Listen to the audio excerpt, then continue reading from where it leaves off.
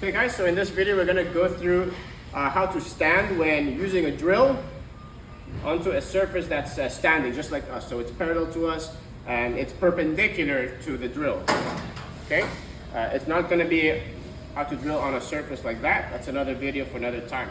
So we've got two options by default. We have our standard stance here where our feet are just shoulder width apart and we are leaning into the structure that we're drilling. Okay, so again, looks like this, and I'm just pushing with my arm from this angle. Again, I'm just pushing with my arm. You can kind of tell where the force is coming from. It's coming more from over here, and that's where the movement's coming. I'm not really using my body. If I were to lean forwards, I might lose balance, but if I'm drilling onto something, that's catching me. So one exercise you can do right now is a wall plank. Okay, what this will do is it will demonstrate where you're going to be feeling most of that pressure coming in, most of that force being produced. So the wall plank you do with your arms out in front. Okay, you want to stand and then take a step back, and you're going to let go of one arm.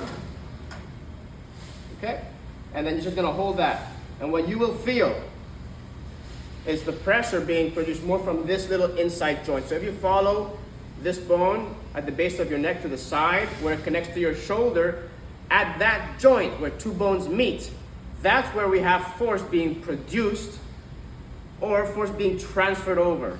Okay, just for your imagination, imagine force transferring over like that.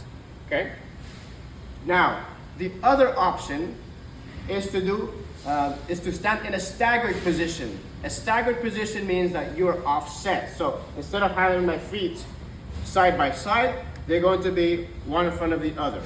Okay? Now, we've got two options for how to stand in relation to the drill. Okay?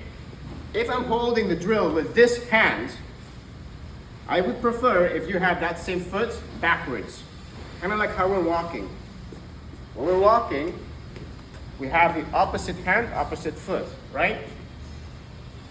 So that's how I want it to be. Opposite hand, opposite foot. Another way to think about it is the hand that has this drill, that side's leg is backward. It's just more complicated. I'm a bit of a complicated guy, all right? So that's the position that I would prefer, because not only, as you can see, am I being able to twist and use my hips instead of just my arms, okay? But if you were to do that wall plank exercise like this, let go of one arm, and then take that opposite foot in front, all of a sudden, I don't have to support so much. I don't have to produce as much force in my shoulder, or any force really, to be able to maintain this position. If I were to use my leg to generate force, like it is now to maintain my balance, okay? If I were to push more, I would be generating force, not just from my elbow and my shoulder, but from my ankle, my knee. See how they're bent and they're trying to straighten? My hips, my torso, and then of course my shoulder and elbow. But because I'm using more limbs, I have more production. I'm more capable to produce more force than I was originally with just one limb. Okay? These muscle groups are a lot stronger and bigger than just your shoulder. Your shoulder is like the size of an apple or an orange or something. This is the size of a watermelon. You do the math.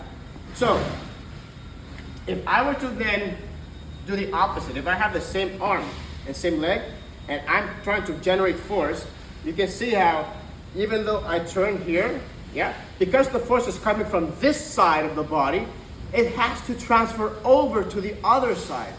And it will do that either at the hip or at this shoulder. And whenever force transfers from one joint to another, it will lose a little bit of force. So we call that force leakage. So it becomes less efficient.